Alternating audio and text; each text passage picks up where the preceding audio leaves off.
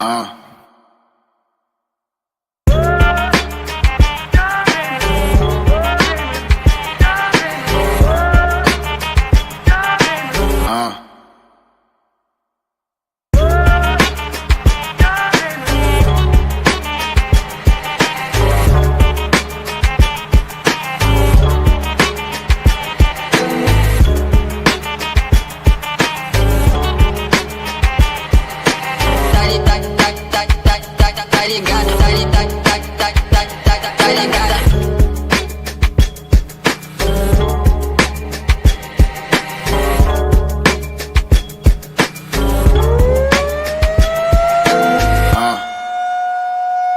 uh.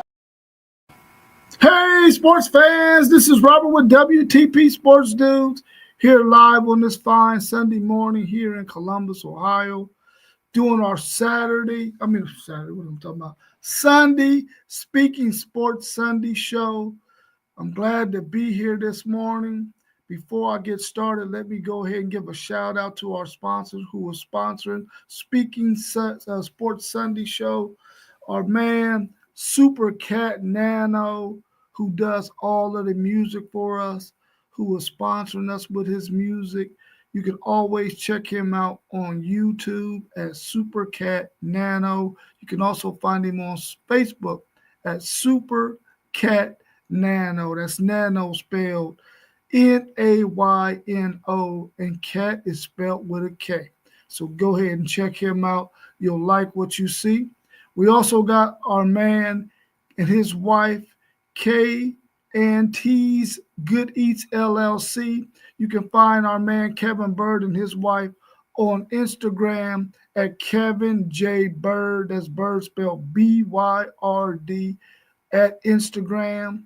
So go ahead and check him out so you can see the wonderful catering items that they have on their list for you. If you decide to use their catering service, they have a lot of really, really good food. We also got his sister who owns Social Nutrition Sips and Good Conversation, where you can get really nice, nutritious shakes and also energy teas. You want to check her out at 3136 South Hamilton Road. And we also got our young man who does his own apparel line, The Chief. That's DECHIEF.5991. You want to check him out on Instagram and TikTok so you can see what he offers with his apparel line. We also should give a shout out to our man who does the show with us, T1, somebody else. He has his own apparel line as well. But when he's on one day, we'll let him speak about his apparel line. It's a really, really nice apparel line that he has. And hopefully the next time he's on, he can speak a little bit about his apparel line. So today for our Sunday or Speaking Sports Sunday show, we want to talk a little bit about the NBA. We want to talk a little bit about the WNBA and some other sports as well. So to kick it off, we know that the New York Knicks end up beating the Boston Celtics, and the Indiana Pacers ended up beating the Cleveland Cavaliers. The Celtics and the Cavaliers were the two best teams in the East, and we seen them go down in this NBA playoffs, and which was really pretty shocking to me. I thought both of those teams would be in the Eastern Conference Finals, but they are not. So with that being said, a question that we had was, who you favor in the Knicks versus Pacers series? And these are really two teams that is going to be gritty. They're going to give you everything they got. They're going to play pretty good basketball for the most part. They're not going to be a team that's just going to jack a whole bunch of threes, but they're going to shoot their share of threes as well. But they're not going to be a team that if the three isn't falling, they can't go to something else or won't go to something else. And At this time, it's kind of hard to not go with Brunson and the Knicks. The way he is so clutch, man. He has been really, really dynamic for that Knicks team. And I think one of the things that Boston probably missed out on was not putting him in motion on the defensive end. You should have been doing a lot of pick and rolls and things of that nature to get him in the action defensively so that you can try to take away some of his offensive of explosiveness. Hopefully, Halliburton and the team will be able to do that for the Pacers and go ahead and get him in motion so that he'll have to play both ends of the floor and expend a lot of energy on both ends of the floor. But if I had to pick somebody today, I'm going with Brunson and the New York Knicks.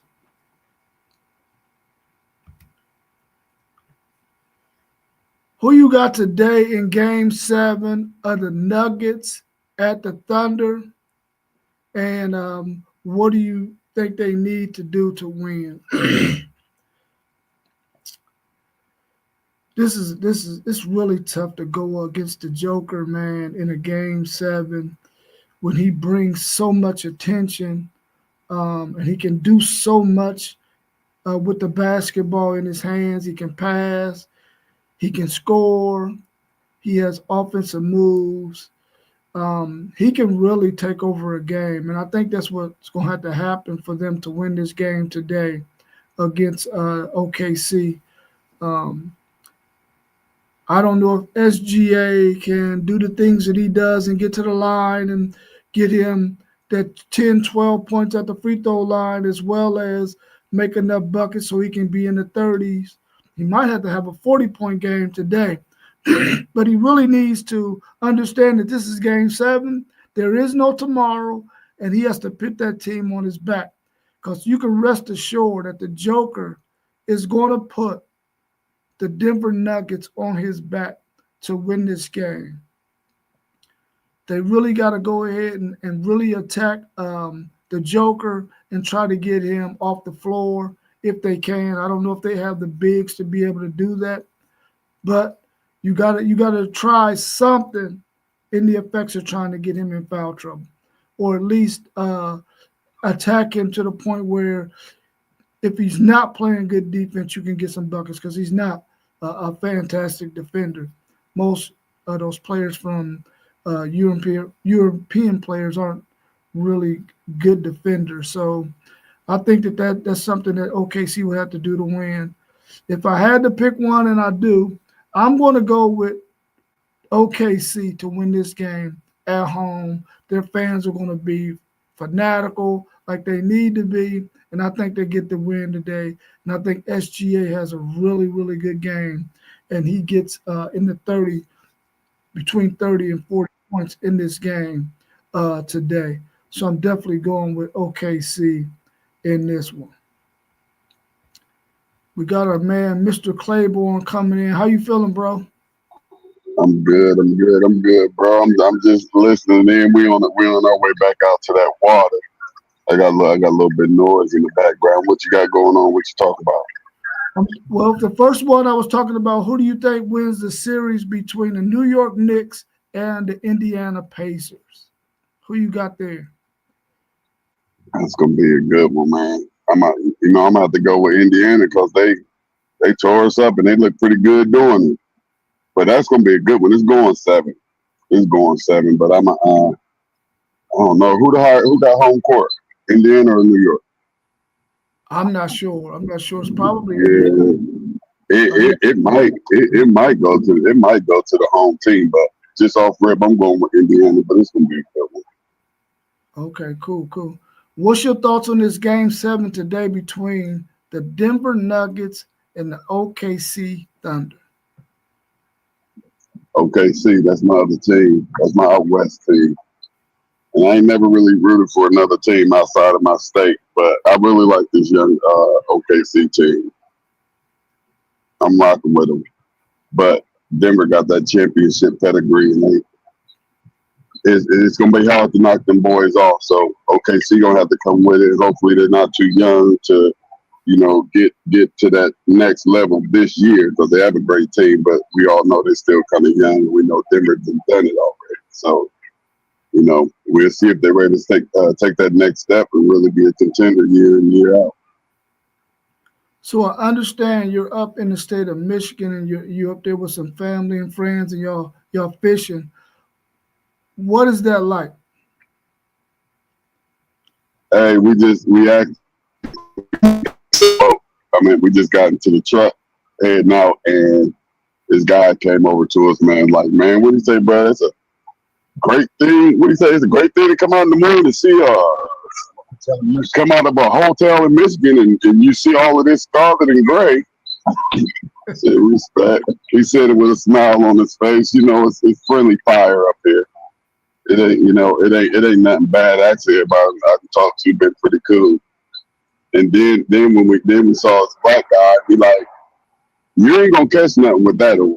Yeah, I told him that earlier. Yeah, dude at the dock was cool too.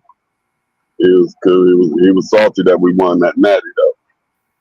That's what I was saying. He was like, yeah, we beat y'all, but he really ain't like that we made that run and went and got that natty. That was actually, like I said, it was a little painful for these people up north watching us raise that trophy up. I think the people in Columbus, they don't care about nothing but that L that we took, and they could care less that we won the natty. But when you talk about the game of sports, the ultimate goal is to win it all. You know what I mean? And that's what we did. And we all have to admit it kind of hurts a little bit when your rivalry go and win the natty. So. Oh, for sure. What is the fishing like up there in Michigan? I mean, what kind of fish are y'all catching? What kind of fish are y'all looking to catch? We've been out fishing for white bass. We're going out walleye fishing today. The water it's Michigan. It's trashy. It's just trash, just floating all down the river. I'm like, is the trash gonna stop? The water beautiful, but it's the weather about the same as it is in Columbus. You know what I mean? It's a little cloudy. The sun peeking out right now, and it's kind of cool. It's only 60 degrees today, and it's windy. So these are kind of rough elements when you talk about fishing. You like a nice, calming, and a little bit of heat out there. We almost got the opposite, but we definitely have a great time, man. I'm up here with my brother and my nephew and my dad, so we having a great time, man. That's good. That's good. So are y'all out on a boat or y'all on the bank? Yeah, we're on the boat. Boat. Oh man, y'all doing it big. Then y'all doing it big. Yeah. What kind of sandwiches do y'all got packed? We got some wraps, like some little turkey wraps. Okay, as long as it ain't bologna, brother. It ain't bologna, is it? Nah, we ain't got no bologna. We ain't got no Oscar Myers up in here. We got that fresh cut stuff. We still eating good on the boat. For sure. So what's the family's favorite brand of chip that y'all got with y'all out there on that boat? We ain't got it will be Grippos. We from Columbus. You know how we get down. It'd be Grippos. But we rocking with Mike Sales today. We up north rocking with Mike Sales. Yeah, that must be what they selling in Michigan, because you ain't bringing that no. No, we took that back with us. Mike Sales come from the O. That's our stuff. Yeah. Okay. Well, man, I'm glad you're in here with me. So my next question I've got on the docket, man, is who's the face of the WNBA? They trying to give it to Caitlin. They trying to give it to Caitlin. Did you see how she that hard foul she did on Angel Reese yesterday? They really should have. Angel Reese was about ready to swing on her. She really should have swung on her. But they trying to give it to Caitlin. That was really wow. I didn't see that play, but I'm quite sure that there's a lot of truth to it because that's the way she plays, real aggressive. And then of course, Angela Reese is her so-called nemesis. So, both of them in the league together. I would say they're definitely trying to make Caitlin Clark the face of the WNBA. Some big shoes to fill, but we'll have to wait and see. The verdict is still out on that, but she's definitely the most marketable player probably in the WNBA right now. Um, And they like, what's that girl's name from New York? Beckner or something like that? What's her name? Paige. Paige. Yeah. Yeah. They like her too, especially with her coming off of that, coming off of a championship. Yeah. They wanna pump her up there too. And they want to keep their girls up there right now. They looking good right now. Yeah. Can you get an audience a plug about your apparel line? We talk about other people's brands and stuff. Can you give them a real quick plug about your apparel line, real quick? Yeah, exclusive kicks, and we are on Instagram. I think we might be on Facegram too. It's exclusive with an X, and then kicks KICXZ, and it was created through my son. Uh, my son, good. We need 4 dozen of night crawlers. You can do that. I can do a 50 count if you'd rather. Yeah, it actually was created through my son. White thing down there. Right here. 50's got 50. Is it about the same price? Yeah, exactly. Only you get 2 more. Okay.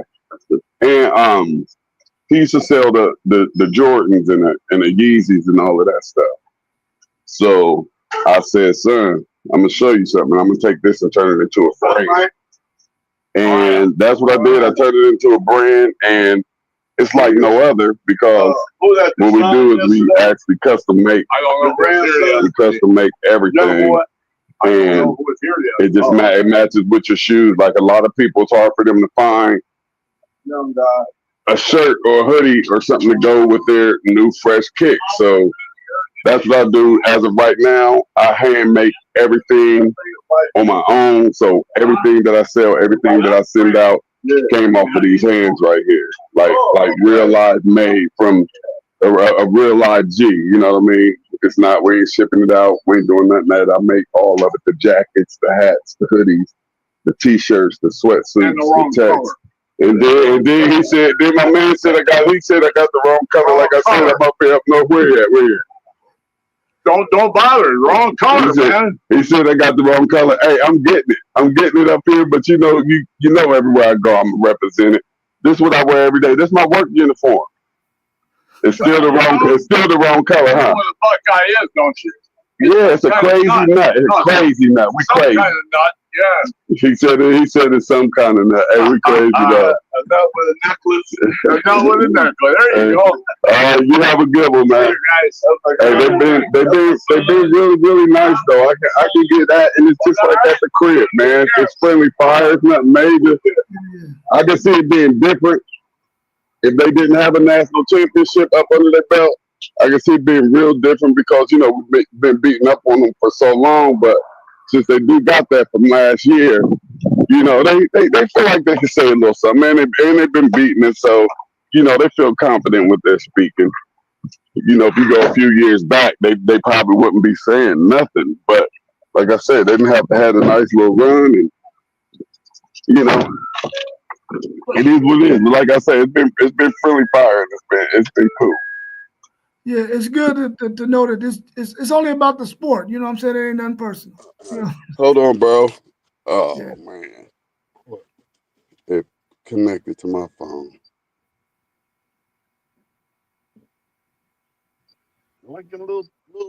Give me a second. Okay. While he's working out those kinks, who do you think is going to become the face of the NBA once Steph, LeBron, KD, and those guys are gone? Do you think there's a series of guys or group of guys who can take over the reins as the face of the NBA? I think it's gonna be 2 of them. I don't think they're gonna go with just one face. I don't think it's just gonna be just a LeBron or Kobe or something. And I really, really like Edwards and Shea, man. Those 2 young players they're the future of the NBA, and they're both dynamic. And as you can see right now, they're both leading their teams into a different direction that those organizations have been going in since they've been created. So I'm loving it. But I got two. I don't have one because I mean those two young men right there, they are they got necks. They got necks. Yeah. They got necks. Or don't leave Halliburton out of it either because he's actually showing that he may be able to turn that corner. It's going to depend on who go get this championship this year. Do you think that a player like the Joker or Luka, do you think the American press, media, fanship, do you think they would allow a player like a Luka or Joker to be the face of the NBA, seeing that they're from Europe? Nah, I don't think so. I don't think so. And Luka might be nah. I don't think so. I don't see Luka or Joker. You know, Joker gonna be the Joker. He gonna do his thing. He gonna do his thing. He gonna get his triple dubs. You know, he gonna be hard to stop and all of that stuff. But I don't see a foreigner being a face of the NBA. I don't think we can afford that, actually. Yeah. So with Cooper Flag coming in next year, who will probably get drafted by the Dallas Mavericks, how much media attention do you think he's going to get, and are they going to really put him up on the pedestal? Do you think that? Yeah, he's gonna be up high on the pedestal. You gotta understand they're always looking for their next great hope. So he's gonna be high up on the pedestal. They already gonna have they're gonna already have the ladder set up for him to be up there. You know what I mean? They're gonna already have the ladder for him set up to be one of the best in the NBA. He gonna get calls. He gonna get all type of stuff as a rookie. They're gonna treat him real nice. If he goes to Dallas and he's out there with Kyrie Irving, when Kyrie gets back 100% healthy and ready to roll, him and AD. And AD, Glass AD. Yeah, yeah, right. How do you see him fitting with those two? I'm gonna go out and come back in and see if I can get my headphones to go back on. Okay, cool. Because when we got back in the car, it disconnected and messed us up. All right, cool. We'll go out and come right back, bro. Okay, cool. All right, so hopefully he'll be able to give us some insight on that question, how he feels they will gel together, meaning Kyrie Irving, AD, and Cooper Flag, if they decide to draft Cooper Flag.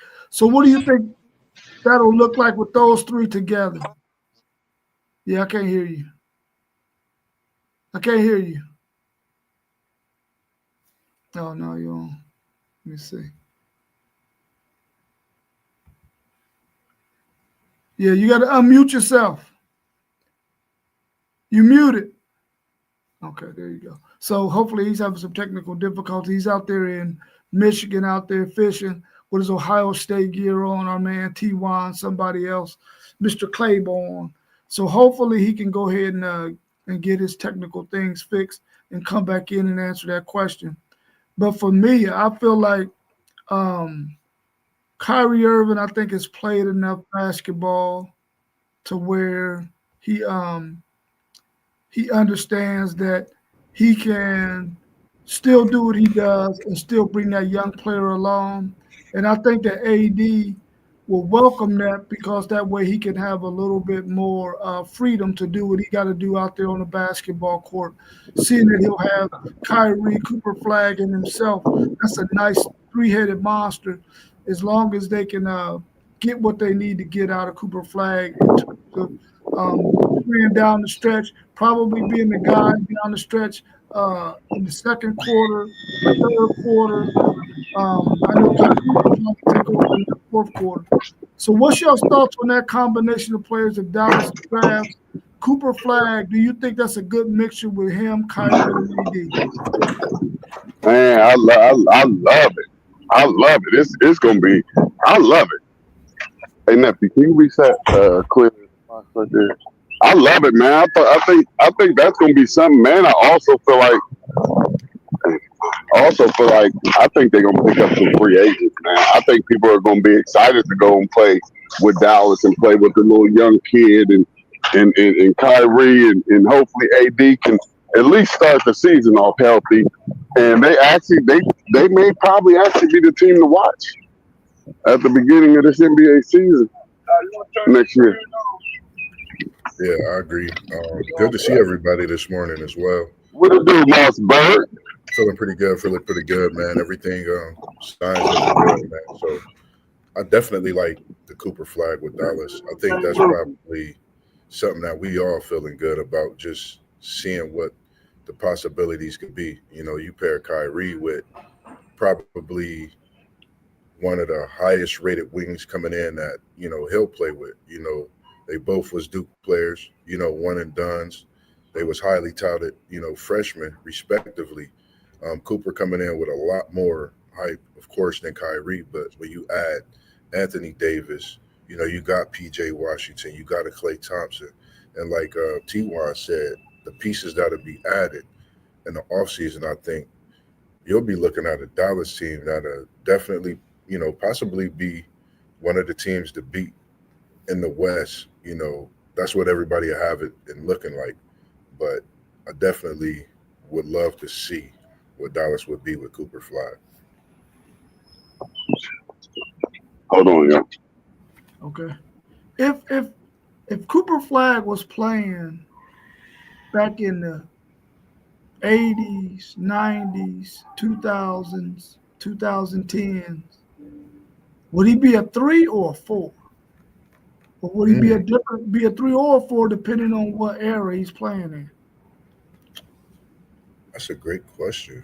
I think he would be a 3, you know, a bit of a hybrid because of the ball handling, the capabilities of him handling the ball. He could definitely play the 4 because he can post up, you know. I think we are about to see a player that's going to unleash on the NBA, you know, with his upside. You're talking about a 6'9" big that can handle the ball. And we see what Kevin Durant has done, you know, with his height almost at every inch of 7 feet, you know. So the game is changing when it comes to, I would say, athletes with the skill set to do many things and play multiple positions. But I think if Cooper Flag's playing the 3, I think we'll see something that we haven't seen at that position in a few years. You know, someone with the skill set to be able to play multiple positions, playing that one position specifically. So I think he would play the 3, you know, back then, hybrid 3 position. Should Dallas get a center so that they can move AD to the 4 and then Cooper Flag at the 3, so that he doesn't have to guard bigs? Even though the 4s in this league they play perimeter, they do all of it really. Yeah. But I think that's better suited for him if he has somebody else having to guard, like the Joker, Embiid, those guys. What's your thoughts on that? Should they find a center so that they can move AD to the 4s exclusively? Yeah, I think that gives Anthony Davis the possibility to pick and pop, pick and roll with Kyrie, with Cooper, even with Klay Thompson. I think that's one thing Dallas is already, you know, in the works to looking to see what they could do to get, you know, at least 2 bigs. You know, they have quite a few now we see, but I think they want to make that move to get that for sure big, that they, you know, healthy, you know, the whole 9. You're looking at a big that could stay healthy through an 82-game season and playoffs. That's something they're going to be looking at. And I think that definitely benefits Anthony Davis because we know when he plays that 4, he's probably one of the greatest players in the league. When he plays the 4 for a whole season, we seen what he did first game playing with Dallas. I think 26 or 36, 16, 17 to go along with 7, 8 assists and like 4 blocks. So I think when he's playing the 4 position, he's just a thoroughbred, just a different specimen. Man, I think they're gonna be special, man. They're gonna be special. And then with Cooper at the 3, man, I think they're gonna have a special squad, man. I'm excited to see him because Kyrie is actually my favorite player in the NBA outside of LeBron. You know, it's a tie for me because, you know, they both were in Cleveland and both of them are dynamic and amazing players. And I'm looking for Kyrie to come back strong too. You know, Kyrie is actually one of the hardest workers out here. So I feel like he's going to rehab real hard on that ankle and on that Achilles and that knee and be ready to go. I've been watching a lot of footage of him too. He definitely been putting in. Yeah, he working. He working. Yeah, for sure. Yeah, he working.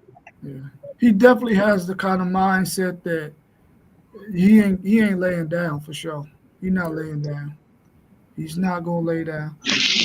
In our chat throughout the night and into this morning, there was a big discussion about Cam and Shedeur Sanders' relationship.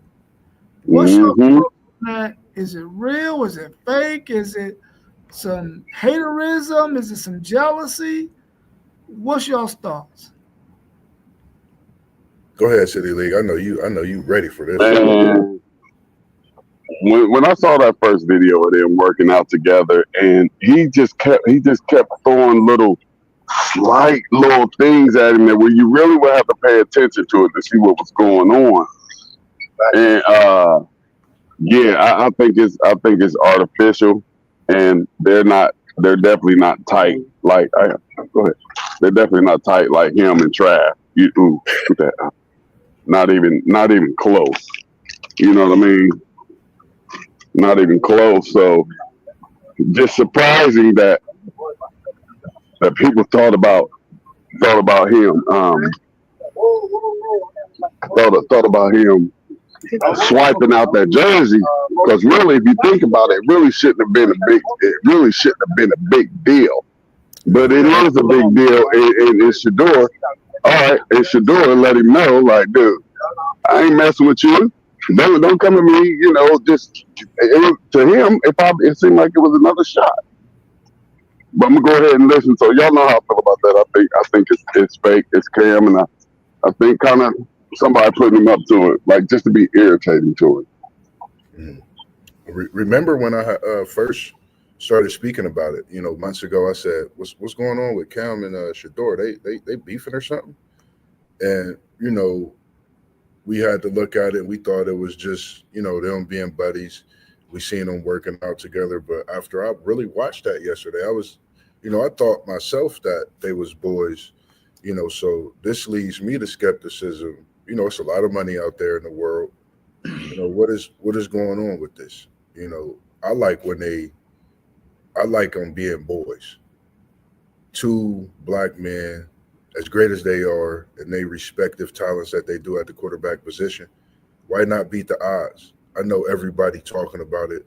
They got us talking about it, but beat the odds. Bond up, make that jersey swap happen, and y'all sign each other's jersey. Put it up as memorabilia. They'll do it later. It ain't happening now, Mark. You said what?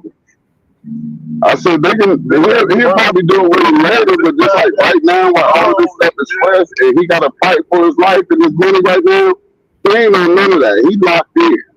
Yeah, I think that's another thing too. I think the Shedeur he been different, man. He been different in a way of making sure that mindset.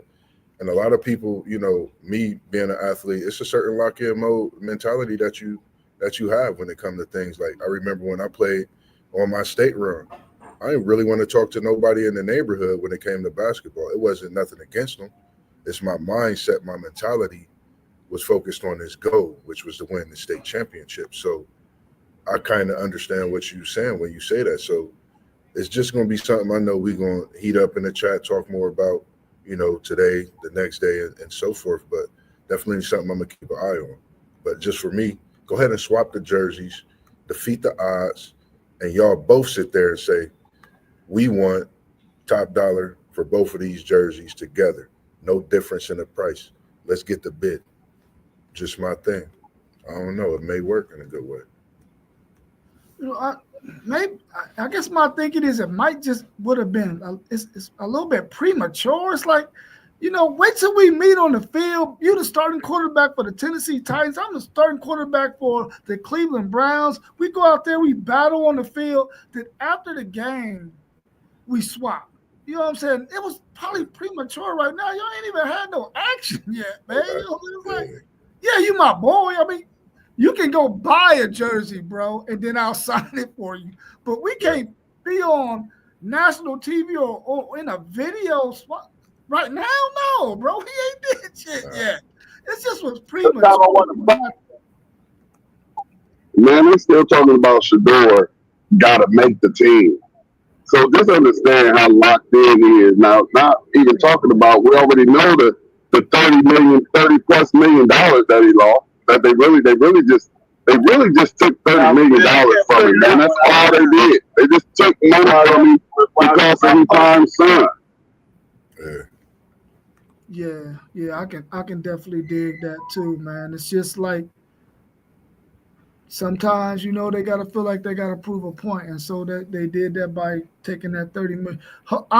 If I'm telling you right now, if he does not make Cleveland Browns team, Cleveland might go down in history as one of the worst NFL franchises ever, because this guy is going to bring so much money to your franchise. You keep him just for that if you're smart, but then he's probably the best quarterback on your roster. He'll eventually start. Flacco will start off, but as long as he keep working and doing what he's been doing for the past 4 years, he's gonna be just fine. He's not worried. They all know what happened. They know that they just took his money away from him and trying to humble him, but he already humble. He don't need your helping. And then just to say that this man who has been groomed by one of the best athletes in all of the history of sports, he's been groomed for these moments, and you want to say that he came into an interview and came in there talking like he ain't had no sense. But they don't want to talk about Caleb Williams. They want to go to his father, and they didn't want him in Chicago. So imagine what they talk about. Yeah.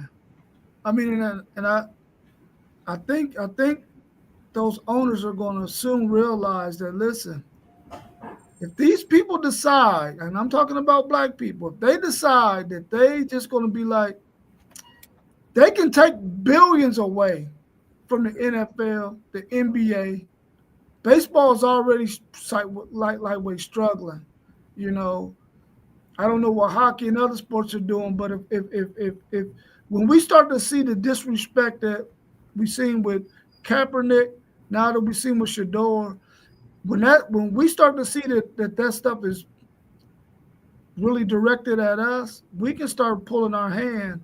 Now, it might not be all however many millions of fans that watch, but it'll be a significant number of us that'll be like, because it's a whole bunch of casual NFL fans anyway. So they could easily hurt them pockets, man. So I think the owners should understand that, listen, it's money. Let's keep continuing to make this money, but these black players are going to make some money too. We're going to have to give up some to them if we want to go ahead and keep this thing rolling, because if we decide we're going to cut it out, they'll probably fall apart instantly. Man, just look at the top picks, the top 10 picks in this year's draft. You talking about franchise changers.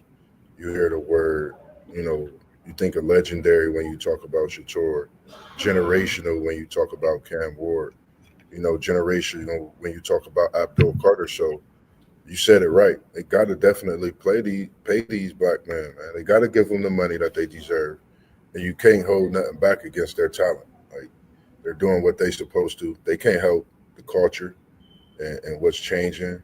They're changing with the culture. So get that man Shedeur that bread. Cleveland, if y'all losing, y'all missing one, man. Y'all gonna miss a great one. And I think we're gonna be in store for what Shedeur has to do this season in the NFL, wherever he plays, and suit up. Definitely. Let's change pace a little bit and look at a little bit about college football. And we talked a little bit about schedules. I didn't get y'all's opinion on Should these conferences go to divisions? You got the Big Ten, who has 18 teams. The SEC has, I think, 16 teams. I think the Big 12 has 16. How many does the ACC have? 14 or 14. 12? 14. 14. Should they think about breaking these things into to divisions so that they could work on the scheduling maybe a little bit better? What's your thoughts on that? Should conferences go to divisions? I like that. I love that actually because it's something if you like you break them down in divisions, you can match up, with your conference games, division games. You got to go play one in each division, regardless of the division. I think that'll put some great parity to where we get in the likes of some of those BCS bowl game matchups, some of the bowl game matchups that we've seen previous years that where we didn't see, or first time matchups. Also, you'll be able to really, look at a program over a season with divisions. How did they fare after playing this team in that division? What was their record? It's a lot of comparison you could do with divisions. I definitely like that's an interesting thought about divisions. I like that, because you think of the four majors and scheduling outside of those, well, either you really couldn't consider nothing cupcake at that point because you would schedule within those divisions and maybe a Pac-12 or Pac-12 team if we, thinking about depending on how they put that division as well. So I like that. It's a good thought.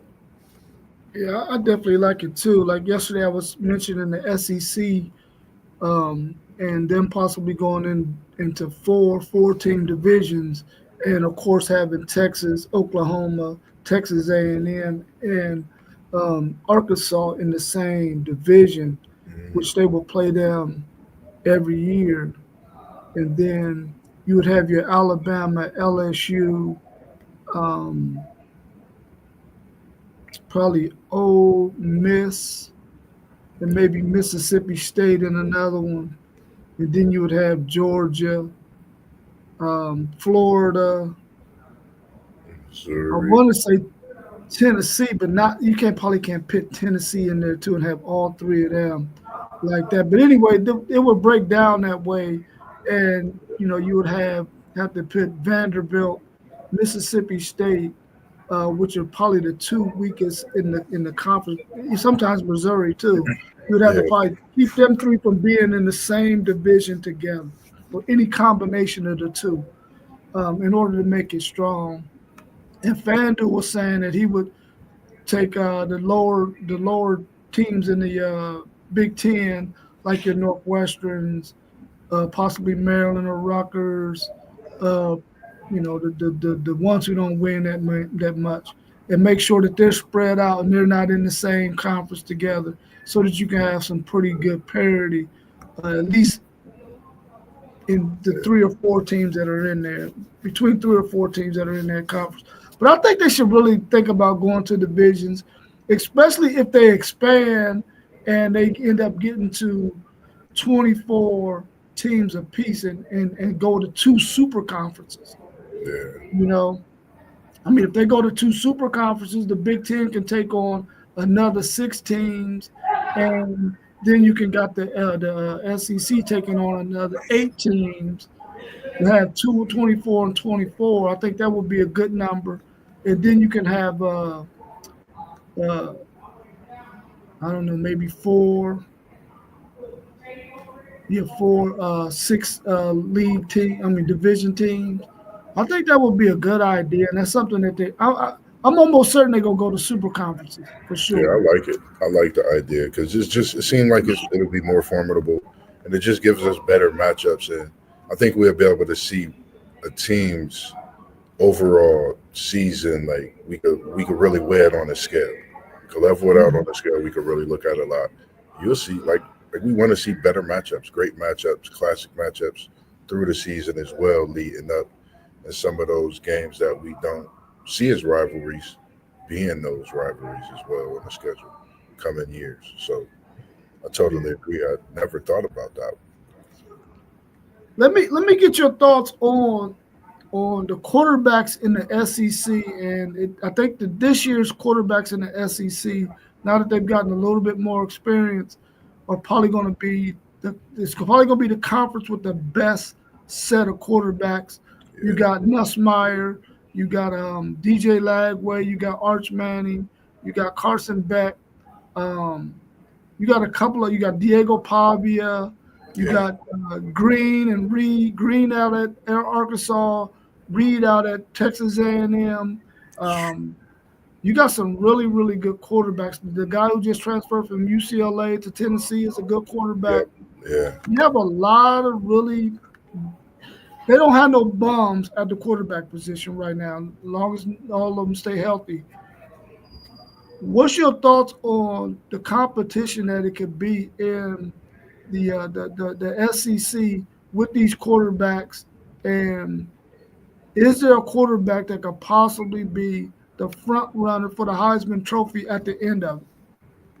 I think first and foremost, when we talk about quarterbacks in the SEC, you're not going to be able to not mention, of course, Arch being one of the Heisman favorites. Everybody know he's won, but then you got Sellers out of SC, South Carolina. Then you got Noose. Respectively, those quarterbacks, just talking about those are three quarterbacks I feel that could get that instant Heisman talk. But with LSU losing, a few players at that wide receiver position, what they've been through over just the past few months as a team and university.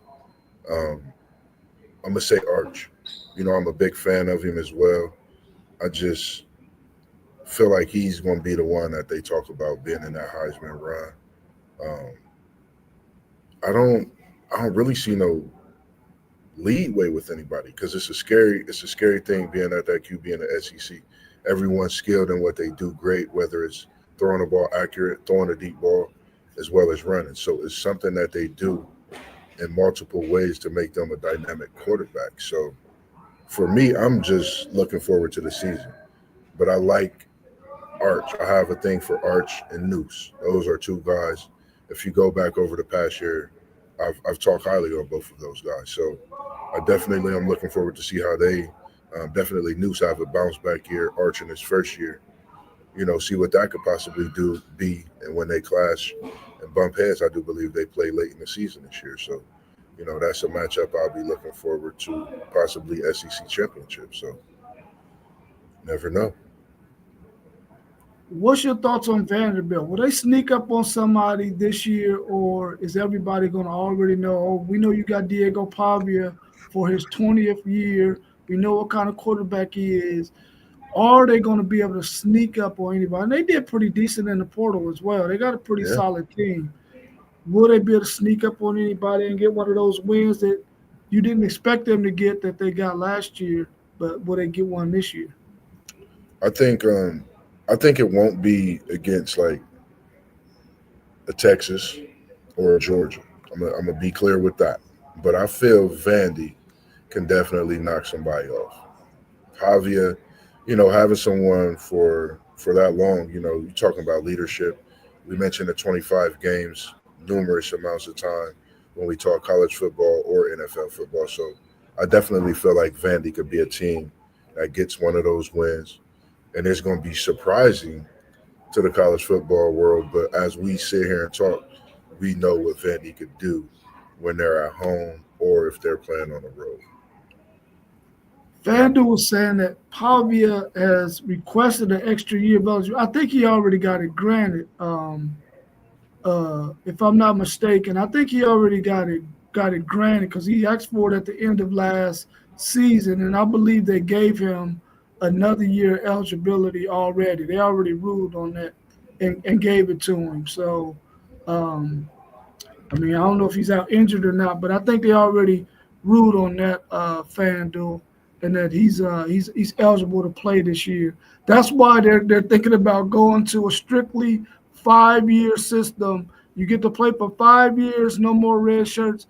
If you get injured, sorry about your luck. but you got 5 years to play as much college football, much athletics in college as possible, and that's it. You won't be getting a 6 year, you won't be getting a gray shirt, a red shirt, a medical whatever shirt. You won't be getting any of that anymore. Eventually, it's going to go to straight 5 years, and that be the end of it. Yeah. But I do believe he's already got I'm looking at it now. an extra year. Yeah, they granted it. He won a lawsuit and everything, so he did get granted. It's a picture of him now getting some workouts. I'm looking at. On that note, I'm definitely, even before that, I felt that Vandy could, because just seeing what they got, like you said, in the portal, and just respectively the recruits that they brought in, at that position. And they always definitely shock somebody. So I think having Diego, I think that makes, even more of the reason that they give somebody a run for their money and get one of those big wins this year. Yeah. Before we wrap up, I want to give you an opportunity, because how they were on you yesterday about your Florida State Seminoles. I want to give you a chance to talk about the ACC, your Florida State Seminoles, and what you feel like they could accomplish this year in the ACC. Shout out to all my Nose fans, first of all, Nose Nation. Des Juan. I've been going over to Des Juan's house, man. We've been chopping it up so much about Florida State, man, and I didn't realize how much I've been missing out on and not hanging out with Des Juan, just getting that Nose brotherhood. Louis Pankey, Ike Jefferson, Mario Hayward, one of the guys. I mean, there's a lot of us here in the city that's Nose Nation. So I think we are looking forward to the season. We got high expectations. We just got another transfer at the running back position from Oklahoma. And I think our running back room is going to be crazy. I know FanDuel spoke about Roydell Williams. I was just going to save it for a day like today. Roydell is going to put up numbers along with the running back room we got. Looking for a big season from Cam Davis as well, along with we got a great class of freshmen that came in, along with some transfers on both sides of the football. Defensively, this Tony White defense, I think he's brought back the mob mentality at Florida State. And I know a lot of people sit back and say, yes, your nose is this, yes, your nose is that. Y'all haven't showed us squat, coming from off an undefeated season and to play like we did last year. But, it went from optimistic to realistic. The nose is back. We got a different swagger. Gus is serious about what he wants to do, as well as Tony White. And I think when I look at Norvell, it's just a different mindset that I'm seeing with him when you hear his voice, in the spring practices on film. It's just a different mentality. And like I spoke on previous times, that coaching change can be a big factor of, whether it's getting the swagger back, seeing that change in the locker room. And that's some of the things that we've been able to see. A lot of changes and a lot of great things. So I'm not going to mention no names of any players, of anybody.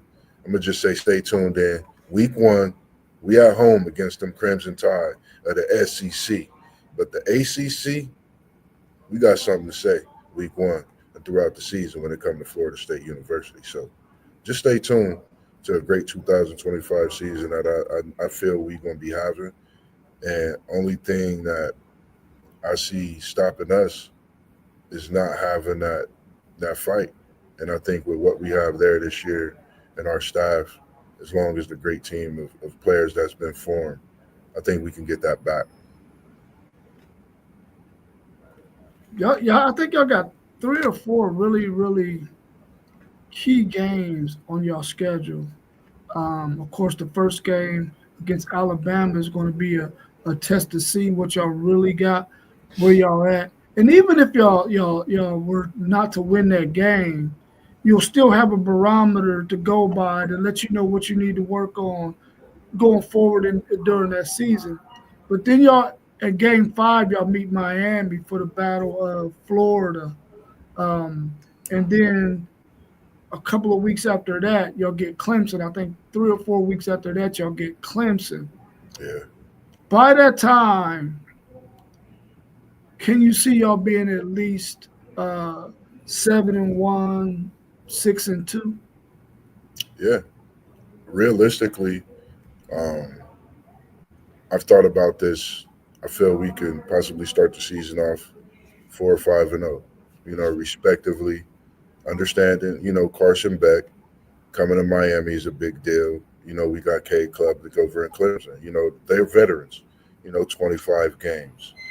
Um, I just feel coming out the gates against Alabama, they're a young team. I feel we could definitely stop the run and get after the quarterback. I've been actually, it's crazy because I've been watching simulations of that game for the past week, Alabama, Florida State, and I just haven't really moved past that game because I'm just constantly watching just what we could possibly beat just from seeing that game and later on in the season. And I feel if we get that first game against Alabama and follow those next few weeks, winning those games, we look at as some cupcakes leading up to that Miami Clemson games following 6-2, 7-1. Realistically, I feel we could be that. If not, undefeated. And I know FanDuel might say something, but realistically, there's a possibility, that we could be undefeated. Swagger is the way it need to be. We doing and hitting on all cylinders. I feel we could definitely be that. Yeah, I really like the way their schedule is laid out because you'll get, on the front end, you'll get Alabama in the first game, but then you have a couple of games where you can sort of get it figured out. Then you play Miami. Then you get a couple of more games to adjust to the ACC play, and then you get Clemson, and then you get another chance to, okay, this is what we got to work with. This is what we got to get ready for to finish this season out, and then you get Florida in the finale. I really like the way their schedule is laid out, man. If they were to go, let's say 9-3, 10-2, they would, with that schedule that they have, because they got 5 really good games on their schedule, man. In between that, you got a Virginia Tech and NC State, Virginia, and a couple of other teams. I think at 9-3, 10-2, they definitely have to be in consideration for the college football playoffs, even if they weren't to make the ACC championship game. I think with a schedule like that, with a record like that, you would have to consider them. As long as they don't drop none of them meaningless, none of those lower level ACC games, I think they will definitely be in consideration for the CFP. Yeah, I agree. We can't have no slip ups. Like, I think we got to come out. Every team. One thing I noticed last year, it was like we came in off that undefeated season. Yeah, Georgia got the best of us and whatnot in that bowl game, but it was like everybody wanted to come out and play against Florida State to see what this team was about. So just be ready this year because we coming out as that team to go against any opponent. And I know when you make moves, and Gus Malzahn and Tony White, we have quite a few players that's whether been recruited or they played for within the last few years. So I think that makes a difference. It's like they've built something before joining forces together. And I think when you have that coming together, whether it's a partnership, when you come together and your mindset has that one goal in mind, you figure out more things and it just branch out to be something special. I've got high hopes, man, that this season is very special for my Seminoles. I can't see us coming back having the same type of season we had. This is Florida State University we talk about. This is not, any football university. No disrespect, but this is Florida State University. So, like, you always say, football is better on the college side when Florida State, Miami, and Florida is doing work. I think Florida State steps up and be that team in Miami that's doing work this season, and we take on our rivals and put in work like we did in the past years, coming out on top this with wins instead of losses. So definitely feeling good about it. This is a really good statement from FanDuel Zaya. He said, it's tough. The staff is all new and a lot of portal guys.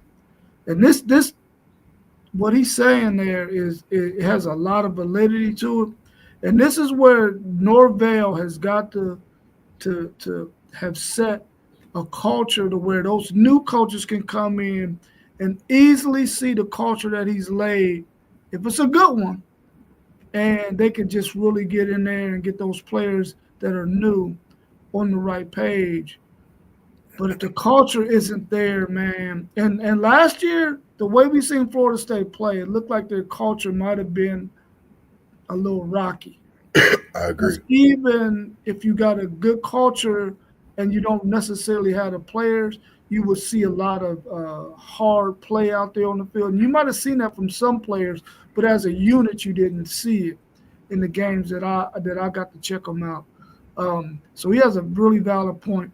What can you tell us about the culture at Florida State, and will these coaches be able to come in and build it up and be able to get these new portal players and new additions to their roster as far as the portal and recruitment up to speed and ready to roll? I think when you revamp your coaching staff, you're looking for that identity. But when you bring in the coaching staff, the identity is there because you don't bring them in without having an identity and knowing what you want to do. So for me, I think with the coaching staff coming in, you have former NFL players, not just that, but you have also, all pro, respective in what they've done. And when you think of Tony White, I speak on him highly because you think of that defense. Think of the defensive side of the ball, and you at Florida State, so you definitely locked in on getting that defense together. And then you add Gus Malzahn, forcing the run, and we know with Florida State, when they have a great run game, what they could do when they have pieces at wide receivers that are explosive. And that's exactly what we have. I think the identity has definitely been a shift change, and in practices, more volume and more voices being heard. But when those voices are being heard, you're seeing pads moving, pads being hit, feet moving, and balls being caught. Quarterback spinning that thing, as we say, as parlay post say. So I think the identity has definitely changed for the better moving up. And I think we definitely going to see that from this first drive on the defensive side of the football, week one, and as well as the offensive side of football in week one. Just seeing how the defense gathers around each other, how the offense is picking that next man up after, being tackled or patting that man on the back. So I've definitely seen the culture change, and I think, bringing in the right people. It took a few years, but even with the portal guys, I know, thinking about James Johnson a few years ago, we brought in guys with him on the defense in that portal. Our defense was lights out, one of the top run defenses. So just look out. The transfer we had on the offensive side, on that line at center, as well as a few tackle spots, and on the defensive side of the ball in the trenches. I think that's where we need to help at, and I think we got a lot of those positions covered, and just the athleticism we have. It's not going to cover up anything, but it's going to make way to see other skill sets of other players and their respective positions as well. Yeah, I definitely see a 6 to 7 game win advantage for them this year. And I also think that Gus Malzahn should really focus on just being an offensive coordinator. I don't think he should be out to go find him another head coaching job. I think his niche, I believe, is your offensive coordinator. Focus on that, make that your baby, and don't worry about being a head coach again in the ACC, SEC, Big 10, Big 12, anywhere else. Focus on being a coordinator, and that way I think he can have success. Post game wants to know how much faith you got in Castellanos. That's a great question, man. I got as much faith in Castellanos as Castellanos has in himself. How does that sound? Now, when you talk about Kevin Sperry, got a lot of faith in him because he's just a workhorse, straight out of Texas, bread and butter. But Castellanos, he just, for me, you got to show me. This is your second go around. You transferred and came to us. You left us, and now you back. Kevin Sperry is on your ass, boy. That's all I'm gonna say, and I'm gonna leave it at that.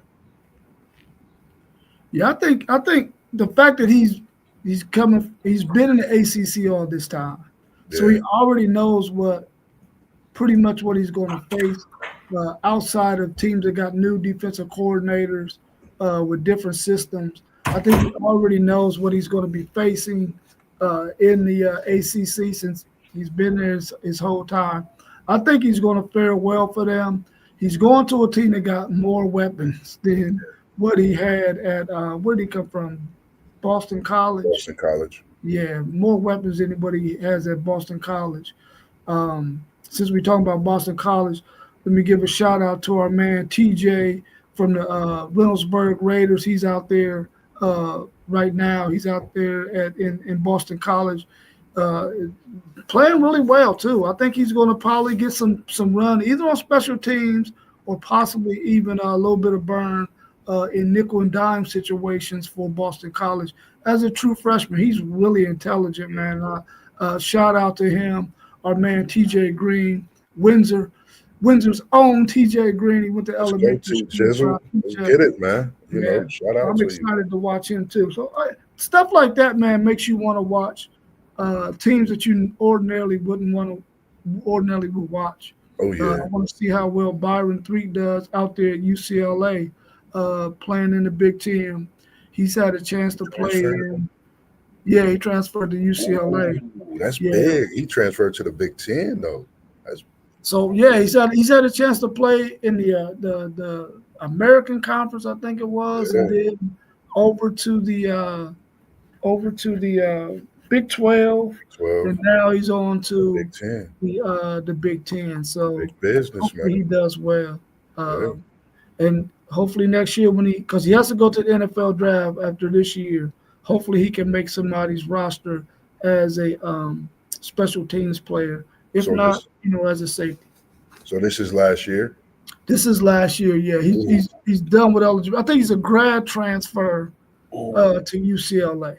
I was just about to ask you a question, like, if he had another year, how would you feel if he transferred over to your Texas Longhorns, being, a product from him? How would that just – I know that would just give you chills just to see something. Yeah. It would be great to see. I would probably even buy his jersey if that was the case. But I mean, Texas is loaded at safety. So I already know. Well, that's in trouble there. But it would be awesome, man. I definitely would get his jersey though, and probably put it in the case, because I mean, get him to autograph it when he's back here in Columbus. Yeah, sure. Well, that's all I had today, man. If you don't have anything else and there's no more questions in the chat, we can go ahead and wrap it up. I mean, my thing is, I know you always hounded me about who my man is. Do y'all know who my squad is in the NBA now? Did I give y'all enough clues on? I mean, we know the greatest shooter is out of the playoffs. I wish he would have been in the playoffs, but I'm a Minnesota Timberwolves. Ant-Man. Yeah, that's me. I'm him. I'm a Minnesota Timberwolves from here on out. Y'all made me pick a team, and I'm rolling with Ant. I love Ant-Man's swagger. He reminds me of me when I played basketball, so I'm definitely going with the Minnesota Timberwolves, and it's not just because they win it. I've been watching Ant-Man for years, and I'm actually working on a write-up for him now. So, I mean, you're talking about somebody that goes at the greats and things we want to see in the NBA today. I think he's given us a little glimpse of that and some to see in the years to come. And I think the NBA has definitely got some great faces that's going to be taking over in these next few years as well. But other than that, nothing much for me, man. Just appreciate all the support. I'm just sitting in one of the little area lobbies in the hospital, man, about to go check back on a little guy. That's it. Yeah, definitely prayers for your son, man, and hope everything checks out well, and he'll be coming home soon. Yes, sir. All right, well, that's all I had. So we appreciate our sponsors, our man Super Cat Nano, KT's Good Eats, Social Nutrition, Good Sips and Good Conversation, our man the Chief, his apparel line. We thank you so much for sponsoring our show. So we'll see you next time. Peace. Peace.